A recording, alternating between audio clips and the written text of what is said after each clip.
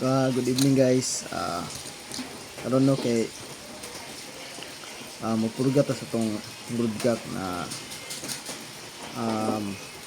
elf grey. So atong elf grey no, try na to ito siya pakang sa mga sweater Boston na to. So magpurga ta then ugma o magpurga ligo then payong tag vitamins and dugos dayon pagka gabi inject tapos pagka following day ito na siyang isugdan og puupa. So purga ng gamit no, LDI product. So barato tapos effective po siya no, Vermix 4 barato pero sulit siya, effective.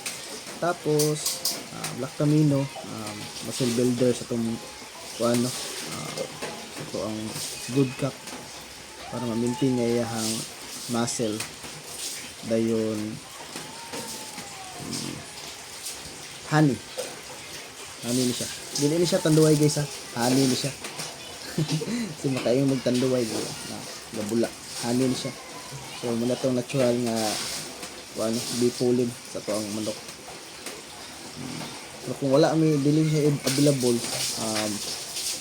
ang mong ginagamit is katong bifolin. So ang kalamit ko itong bifolin ng good food is kanang di na matukan yung manok kung masipyat kag kuan saksak. So pinasip to siya ko kani di maalang-alang pasulod jud ang kani sirap aning honey is mulagom yung manok. So kinahanglan nantigod jud siya. O ni kahapon mag-inject tag Tiabix. So ang ito injectable dito na ito mapakita no, kaya para man dito sa manukan. So mag-inject tag 0.5 nga kuan singalan aning Tiabix para sa iyang B-complex tapos iron o calcium niya. So para pula kignaw nga itong budkak ba din pagka next week palaupan din na ito og lactamino plus kuan Regal 40 para higal kay ba apo kay similya.